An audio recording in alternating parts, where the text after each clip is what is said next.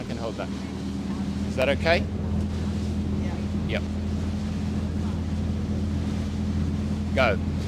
Good morning. 2 o'clock in the morning on the River Derwent, and you can probably barely see just the outline of LawConnect behind me here.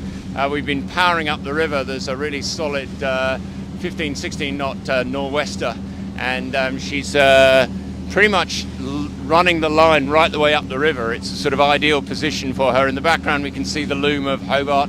It is the most beautiful evening. A clear sky, barely a cloud. Stars are fantastic. Jupiter over there, Mars over there, Orion's belt, and then here she is with quite a sort of small flotilla following her up.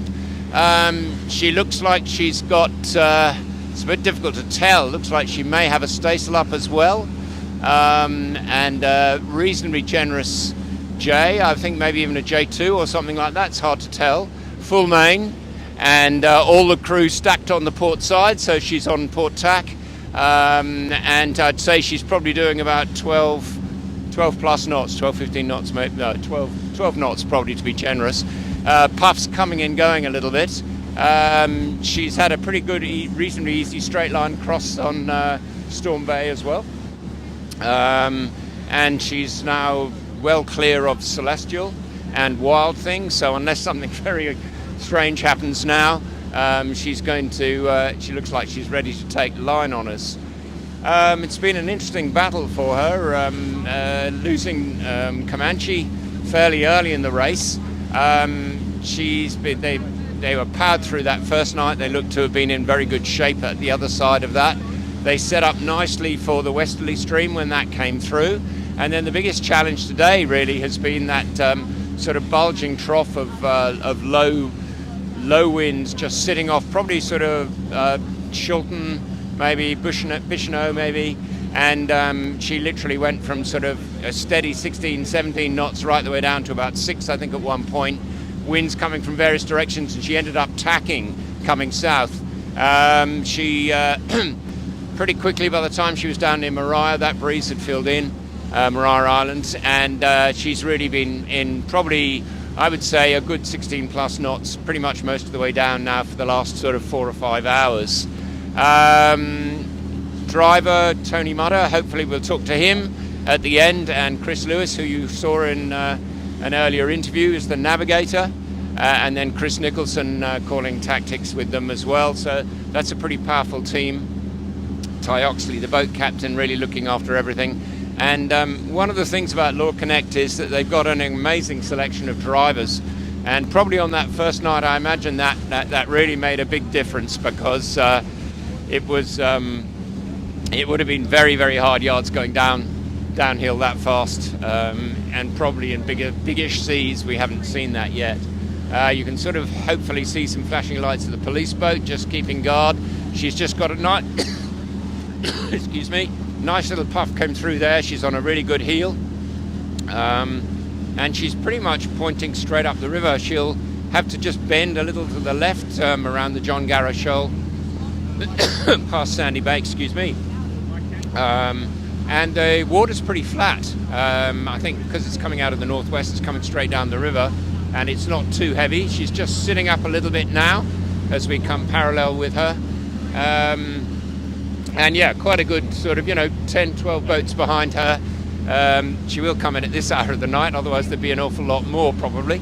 But as always, we expect to see a reasonable crowd of people there at the dock. It doesn't matter what time these boats come in.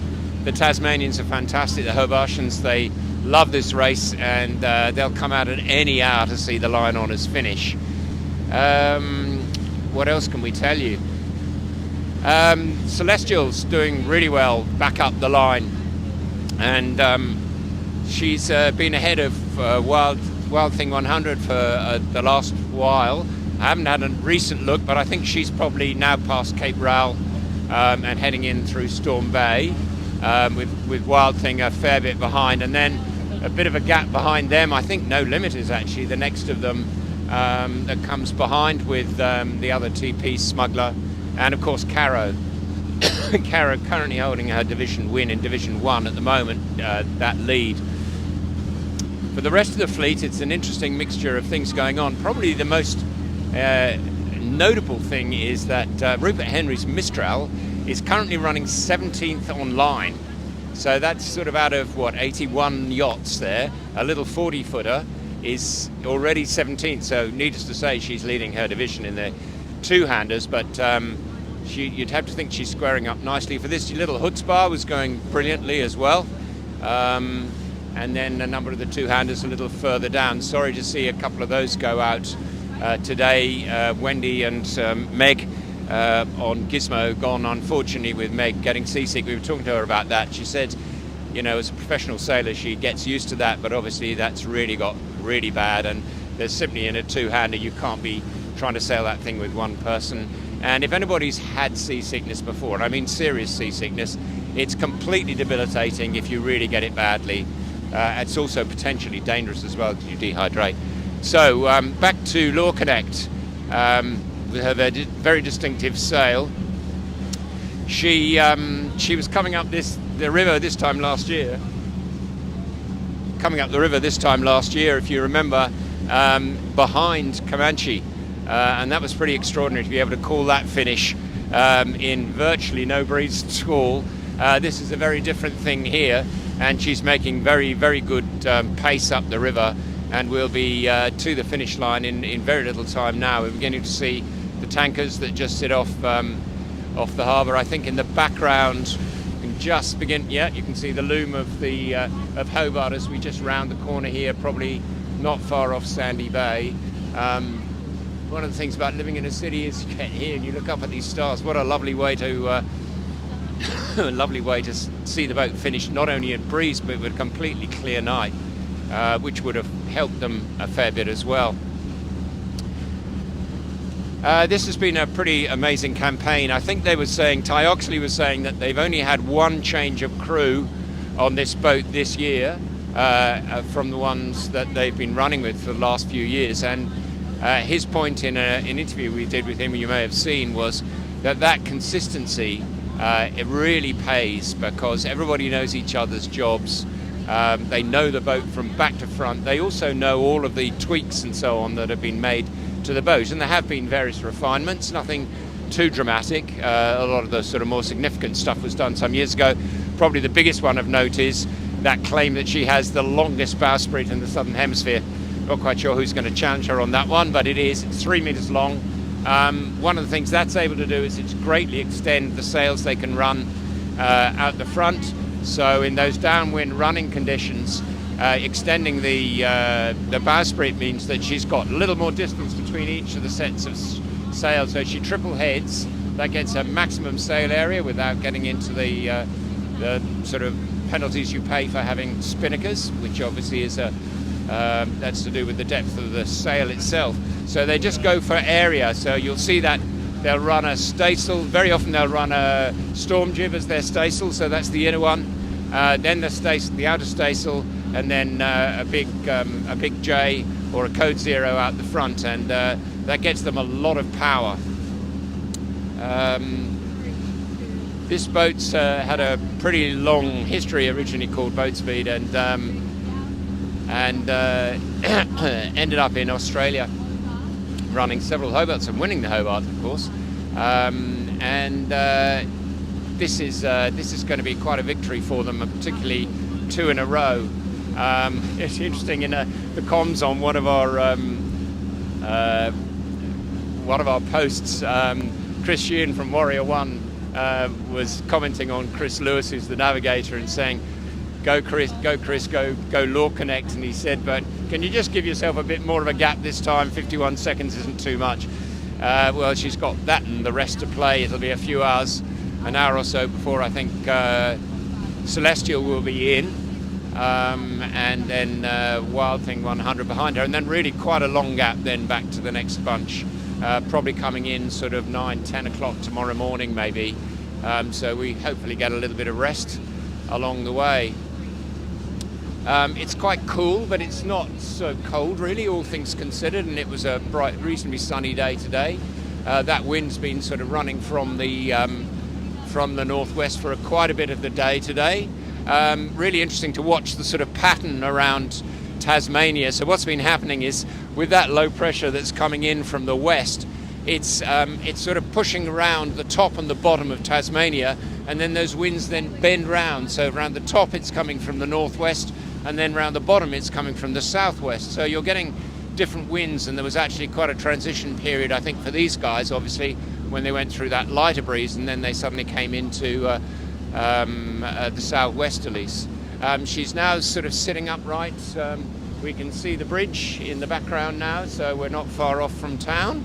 And Dale's just moving forward, so we get you a little bit of contact there. Excuse me, trying to clear my throat. It's a joy, I have to say, to be. One of the good things about late night finishes is that at least the flotilla's not quite so big, which can be pretty painful. But also we're just lucky that with this much breeze we've got really nice flat water, and we're on a pretty nice aluminium trawler here, which is a really good solid base for us as well. So Chris Lewis, who's on navigation, I asked him last year, what's he doing at these points? This one's not too complicated in the sense that there's a sort of certain amount of straight lining going on here coming in. They're not needing to call it, but last year he was literally calling them in because they were getting that close on the John Garrow Shoal that he was literally giving them distance before they hit the bottom, so they knew exactly where to tack off. For here, he'll just be keeping an eye on things, one imagines.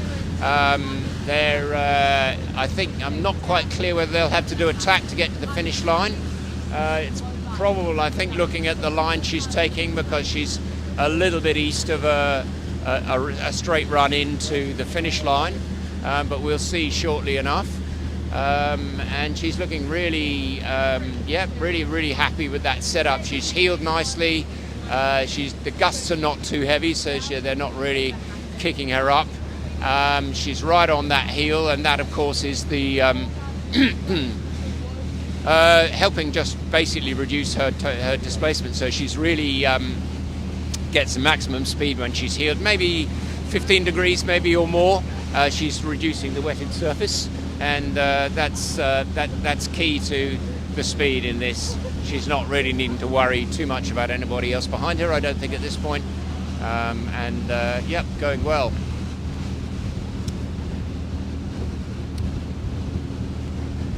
We've had, since our last update, we've had 3 more retirements. None of them from anything serious, and everybody's all okay. Yeah, there's been a fair bit of an attrition in this race, and a lot of people sort of feel that the races that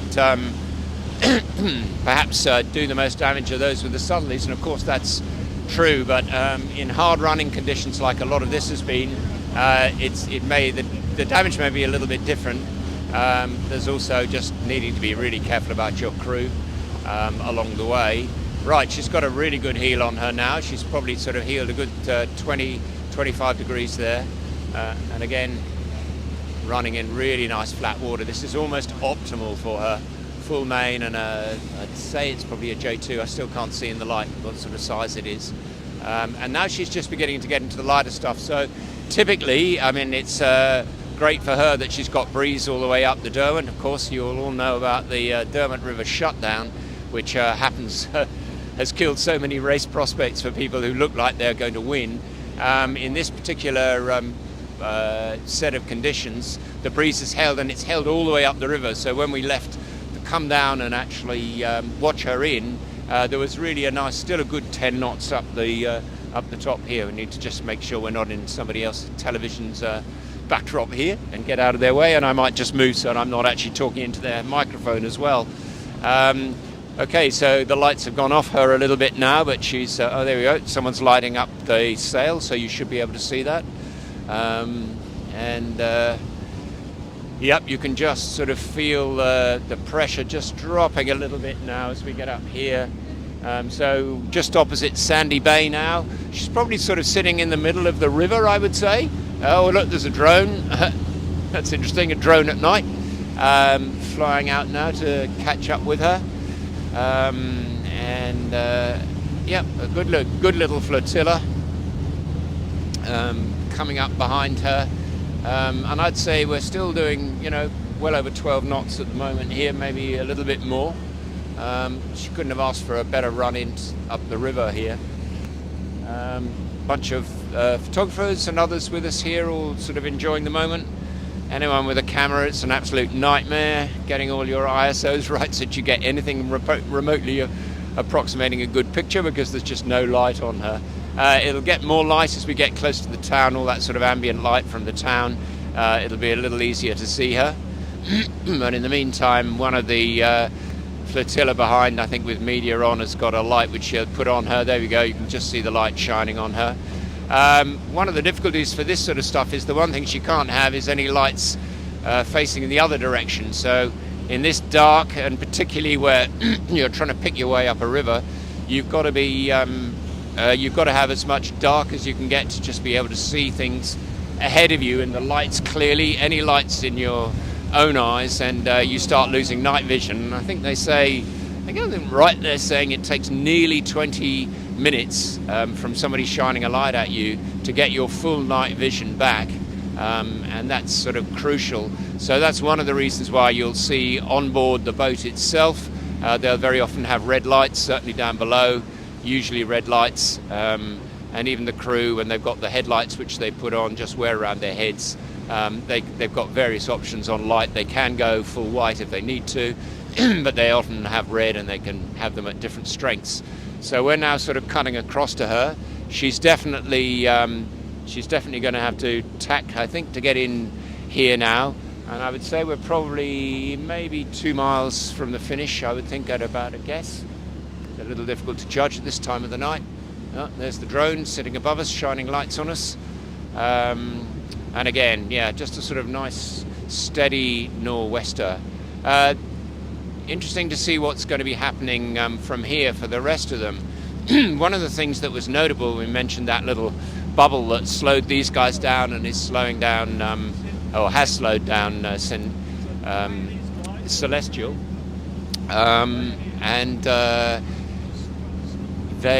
Sorry, somebody's talking to us in the background. So they're going to have to tack here. I lost my train of thought there, somebody talking in my ear. Yes, so we were talking a little bit about what the weather's doing further back up the coast. So that little funny amoeba-like thing, which just literally has been changing all the time, of the light airs, is now shifting off overnight. That will clear the west coast, the east coast of Tasmania. And what that will mean is that for a lot of the next crew coming down, they may get a much faster run down through there, and that may just help bring up some of the smaller boats. Okay, so we're getting quite a nice bit of light on the boat now. Hopefully we can see her. Yep, that's pretty good. Checking the night vision here. Yeah, so it's quite possible that the likes of Carrow and others will get a reasonably good run straight down the Rum line. They too are going to have to come up, probably tack a little bit in through Storm Bay. I think that sou'wester is still holding in for a while. And then over into sort of Sunday, the breeze is just beginning to drop away. So the high that's been in the bight for the last sort of day or so is beginning to really influence things. So the breezes will drop away. Probably a little bit more. It'll be reasonable. Still in Bass Strait, still sort of 14s, 15s when I looked at. But certainly down the coast a good deal lighter, probably sort of more around the 12s. Again, mostly still in a westerly stream, so either northwest or maybe round to southwest, or just straight out of the west itself. I've never seen a drone at night. Interesting.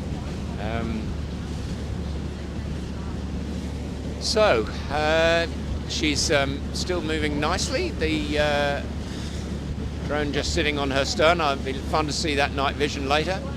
A couple of little ribs here sort of chasing around. General rule here is you don't get in front of her bow. So the police usually monitoring that, water police and maritime. So you're not disturbing her in any way at all.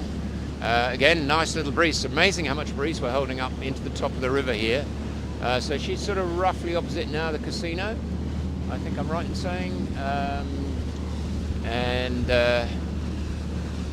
Yeah, stunning under this night sky with all the stars here. Fantastic. There's Orion's belt above us, and Mars just sitting in Taurus, and Jupiter over there as well. Fantastic.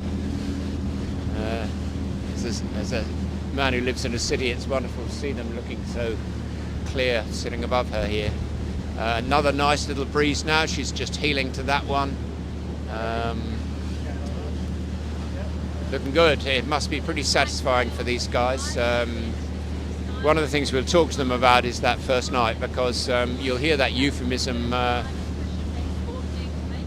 maintaining the asset, or protecting the asset, which fundamentally means it's actually looking after the boat. In those really fast-running conditions, you can overdo it down the line very easily there, and a lot of experience, a very rugged boat here in LawConnect, but a hell of a lot of experience of people on board. And most of their drivers are Volvo Ocean Race sailors, so they actually have had experience not just of heavy weather, but days and days of downwind running. And the technique you build is quite different from just doing regular offshores. Tony Mutter was saying, I think last year, that at one point when he was watching trackers on the other 100s, he could almost tell the quality of the driver just simply by seeing how the track was going. And of course the big thing in this is, you're always going for speed, but you're just trying to keep your average speeds up, so classic thing in a good breeze downwind is, the next person up's always wanted to get the fastest speed, or the top speed I should say, but anyone who knows anything about good results in ocean racing will know it's the average speeds that really matter. Getting to see some of the reflection off the wet weather gear of the guys sitting on the rail. Yep, and you're getting a bit more light on her now, so you may be seeing a little bit more.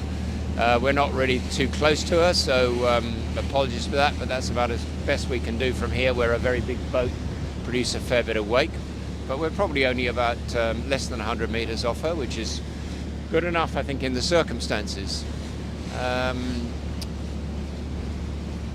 Yeah, so many of these guys who are driving, as Chris Lewis was saying, a lot of the guys who drive this, they are actually trimmers first and foremost.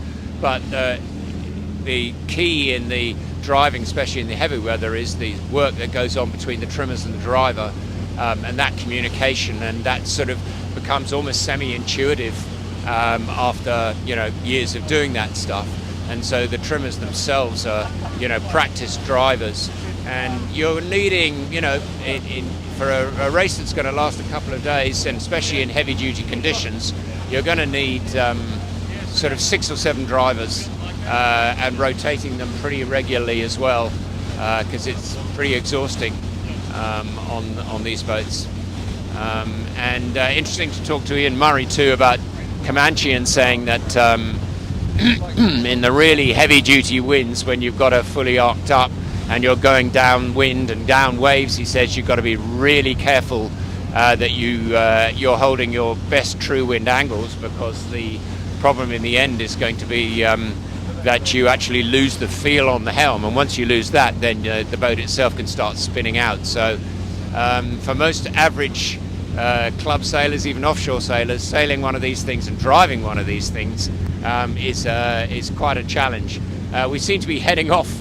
I'm not quite sure where we're headed to now. We're taking a very wide move against her, and she's now off almost more on the western shore. She's definitely going to have to tack back for the line. So we've got a very clear view now of the Bolt Bridge immediately on our starboard side, and quite sure where we're headed for here. Yeah, understood. Great idea. Sorry, what's that? We're cutting straight to the finish line. Oh, right, okay. All right. They'll come back to us. Okay, all right. I'm wondering, Dale, should we just call it quits and come back out closer to the finish line? All right, we're going to, we're heading for the finish line. I think that's probably fine. The rest of the flotilla seem to be following with her, but we will see her in and hopefully be in a good spot. So as she approaches the finish line, we'll come back on. We'll come back live and give you the call into the finish line. See you shortly.